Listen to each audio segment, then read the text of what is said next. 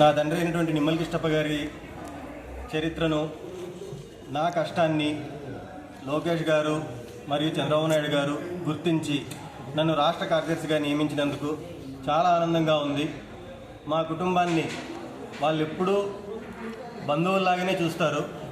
అలాగే ఈరోజు మా కృషికి మా నాన్నగారు అయినటువంటి నిమ్మల కిష్టప్ప గారి ఇన్ని ఏళ్ళ సుదీర్ఘ కాల కష్టానికి మాకు గుర్తింపు వచ్చిందని చెప్పి మేము చాలా ఆనందపడుతున్నాము. అలాగే చంద్రబాబు నాయుడు గారు, లోకేష్ గారు మరెన్నో సంవత్సరాలు ఇలాగే ఆంధ్రప్రదేశ్ జనాల్ని ఇలాగే సంతోషపరచాలి, అందరూ బాగుండాలని చెప్పి వాళ్ళు ఎప్పుడూ సంక్షేమం కోసం, అభివృద్ధి కోసం వాళ్ళు ఎంత కష్టపడుతున్నారో మనమంతా కళ్ళారా చూస్తున్నాము. వారి కృషికి నా ఉడత సాయం ఖచ్చితంగా తోడవుతుందని చెప్పి నేను ఈరోజు మాటిస్తున్నాను.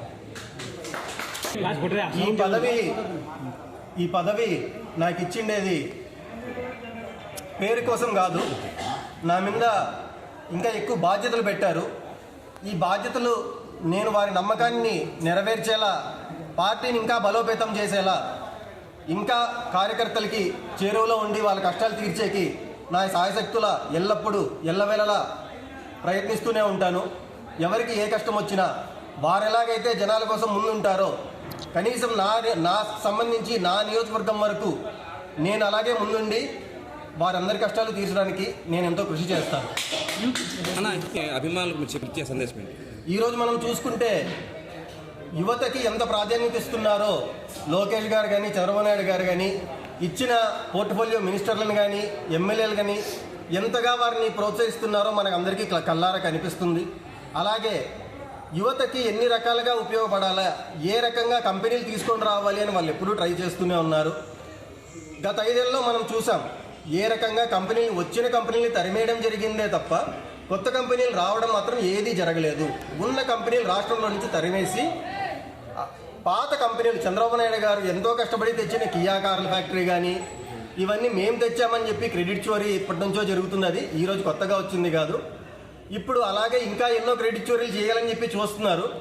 దానికి కొన్నిసార్లు పేరు మార్చి మాదిగన్నను ఒకసారి, ఎన్టీఆర్ విద్యని పేరు మార్చి ఇలా ఎన్నో క్రెడిట్ చోరీలు చేయాలని చూస్తున్నారు తప్ప వాళ్ళకి నిజంగా క్రెడిట్ సంపాదించే అర్హత కానీ, వాళ్ళకి ఆ తెలివితేటలు కానీ, వాళ్ళకి ఆ జ్ఞానం కానీ లేదని చెప్పి మనందరికీ కనిపిస్తారు.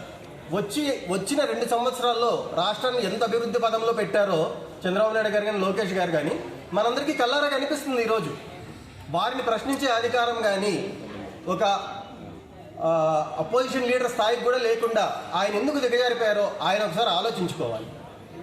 ఈరోజు చంద్రబాబు నాయుడు గారు, లోకేష్ గారు వారి తెలివిని నమ్ముకొని అలాగే ఎంతోమందికి యువతకి ఉపయోగపడేలా ఎన్ని కంపెనీలు వీలైతే అన్ని కంపెనీలు తీసుకొద్దామని చెప్పి వాళ్ళు ఎప్పుడు కృషి చేస్తూనే ఉన్నారు.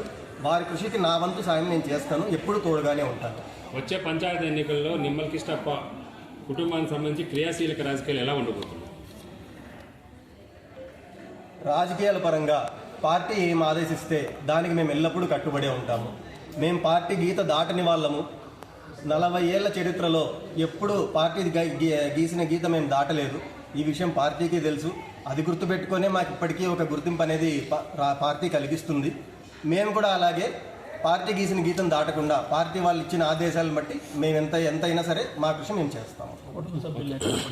ఇలా అలాగే కూటమి సభ్యులు కావచ్చు, ఎవరికైనా సరే మా పూర్తి మద్దతు.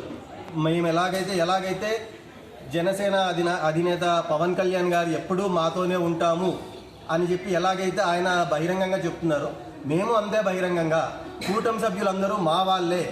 అసలు ఇప్పుడు టీడీపీ, జనసేన, బీజేపీ అనేది ఒకే పార్టీ, కూటమి అనుకొని కష్టపడి కలిసి పనిచేస్తాం. ఎవరిని దూరం చేసుకోము.